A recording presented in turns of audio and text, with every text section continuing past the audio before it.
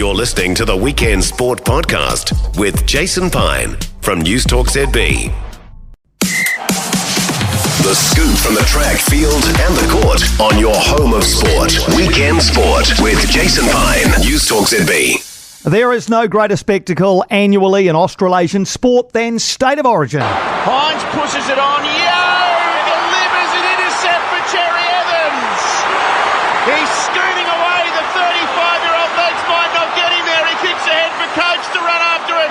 Oh, the kick was majestic. An extraordinary bit of football by the 35-year-old Queensland captain who gets better by the year. How good is he? Well, that's from State of Origin this year. Fresh reports surfacing this week of talks to bring a State of Origin game to Auckland in 2027. This idea has been bubbling away for a while. There was plenty of noise about it last year as a way of rewarding the Warriors and rugby league fans here in New Zealand for their sacrifices during the COVID period. So, is this actually a possibility? Tataki Auckland Unlimited is Auckland Council's economic and cultural agency charged with maximising cultural, social and economic benefits for residents and visitors to the Auckland region. Chief Executive is Nick Hill, who joins us now. Nick, thanks for taking the time. How keen are you to bring State of Origin to Auckland? Right, we don't have Nick on the air there just at the moment, so we'll pop him back on hold, Mark. Maybe try and do your magic at your end with a fader or two, and we'll try and get Nick on the air in just a second. I'm here. All right, you are. We've got you there, Nick. G'day, mate. Sorry, mate. It's just a case of fat fingers at my end. How keen are you to bring State of Origin to Auckland? Oh, it would be fantastic. It's something that has been talked about for a very long time. But it's certainly more prospective now than it has been in the past. How likely do you feel it is that you can make this happen? Look, there's three things we have to get over. First of all, it'll be played at their normal time, which is a Wednesday night, and played in a window that works in Australia. So it's going to be late here in Auckland on a Wednesday night. To do that, you have to deal with a consent at Eden Park. There's a way through that, but we're not there yet. The government's bringing in some legislation to change the RMA, which would give ministers the power to grant a consent. So that's the first issue. The second issue is the cost, what kind of fee they would want. It's incredibly competitive in Australia for it, so that number is really high. But the NRL are genuinely interested in bringing it to Auckland, so we're hopeful we can do something that is affordable for Auckland, and to do that it's got to stack up the economics. We've got to get enough Australians coming over here to drive the economics, and then thirdly we have to be able to fund it, and that really comes down to the challenge we have around how you fund major events in Auckland and in New Zealand, and right now we have a substantially smaller budget than we did before COVID, but the Mayor is clear that there are ways to solve this, and you need something like a visitor levy to do that. So those are the three things. All of them are solvable, and the conversations with the NRL are very constructive. All right, I want to go through them with you. So points 2 and 3, the cost of getting it here and then funding it, are they not the same thing? Well, you've got to get a price where the economics stack up. So what is the fee that if you could pay it, it would be worthwhile doing for the benefits that we get. So, in Australia, the states pay a lot of money for events. Western Australia in particular has huge budgets. They've got a new stadium and they're pouring money into events over there. They're reputed to spend $5 million to get Coldplay to go there.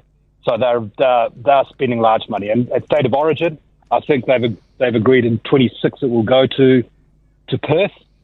Because they're paying them such big money. We can't do that. It doesn't stack up to pay this sort of money in Auckland. But if we can get a price that stacks up, then we'd be really keen. But then we have to find the money to pay it. I see. Do you get the feeling that they want to make this happen? That, I know that money often overrides everything, Nick, but do you get the feeling there is a will to make this happen, to have Origin in New Zealand on the behalf of those who run it in Australia? I've no doubt the NRL have got a strategy to grow the game, Part of that strategy is their development of that early game in Las Vegas.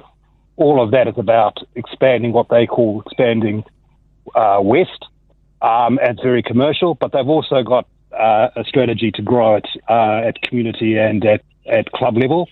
And when you look at it that way, Auckland is enormously attractive and ticks a lot of boxes, and they're very keen to do that. They're very patient. They're pretty sophisticated in the way they're thinking about the game. They're wealthy. So they will see this being using what they call their tentpole event, having one of those in Auckland. And indeed, there are other events that they have, which would be good to try to get to Auckland. So I think we're very optimistic about what NRL can do in terms of bringing big content to Auckland.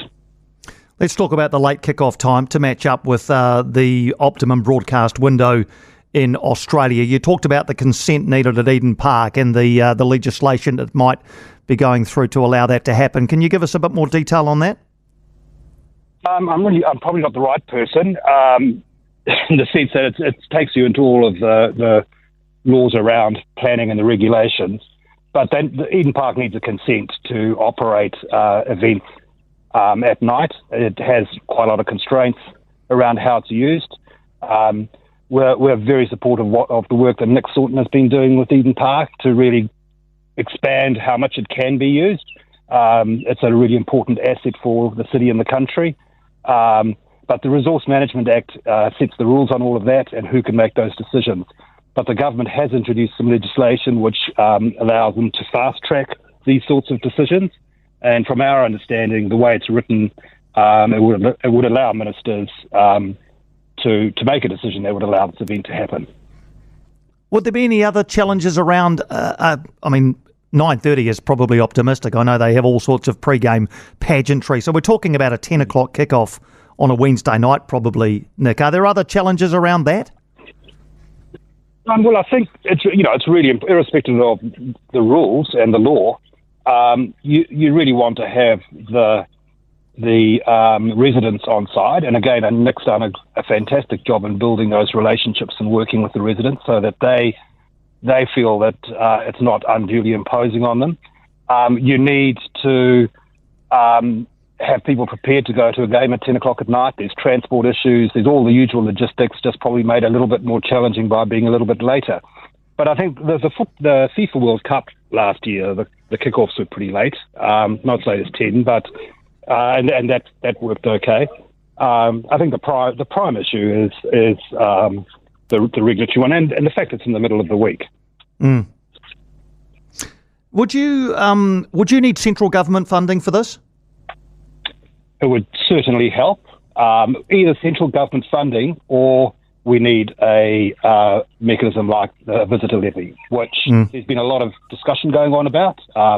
I think the industry, particularly in Auckland, are now largely lining up behind supporting a mechanism which would allow a small charge on a hotel and a Airbnb account, which would go into a pot, which would then be spent for major events and for tourism marketing in the city. So, we're very keen. The Mayor's very explicitly supporting this and driving it. The industry is crying out for events. We have a major issue with seasonality in Auckland. A lot of new hotels came in just before COVID, ahead of APEC and America's Cup. They're all struggling. There's a lot of capacity. It's really tough in winter. We really need to build up our winter event portfolio, whether that's musicals, whether that's State of Origin, whether that's Picasso at the art gallery. There's a real need for the economy in Auckland for that to happen. You've mentioned Wayne Brown a couple of times. How important is the Mayor's support? Oh, it's really important. It's really important for all of the council, but particularly the leadership of the Mayor. He's quite explicit on all of this. I think he's come in and become a very strong advocate for the importance of major events in the city. But what he's said to me is, I think major events are really important. It's not my fault there's no money in the coffers to pay for them. And so we need a much more sustainable way of being able to fund this stuff, because a lot of this stuff is years out. 27 is not that far out to be looking to secure something. So you need to have confidence you've got a funding mechanism to ensure you can commit to these sorts of events. And Auckland leading into 2021 had become exceptionally successful at running events ever since that first Rugby World Cup in 2011. There was developed a lot of capability. We've had a lot of great events like World Masters Games, right through to FIFA. The impact that has had on the city and the country last year was significant. But the ability to do that now is much more compromised than it was back before COVID. Right. Who are the opponents to this? The issue, I've been working on this for a while now. I don't think there are a lot of real opponents. I think the issue is getting everyone to agree on what the right answer is. And that's more problematic, because everyone will want to tweak it to their benefit. And if you're a politician, you'll go, oh, this is too complicated, I can't agree. So the key to it is to have a really simple model that everyone agrees that they can get behind and will want to make it work. And I think we're getting pretty close to that. I know the government and other political leaders are very supportive, but there are also other political considerations, like people say we don't want any new taxes, and so it's helping to get people to understand that this is closer to a user charge than a tax. You're basically having the industry raise money through a charge on a bill to go into a pot to then spend on major events, which then benefit that industry. So it's kind of the industry funding itself to grow. That's the way that I look at it and I argue for it.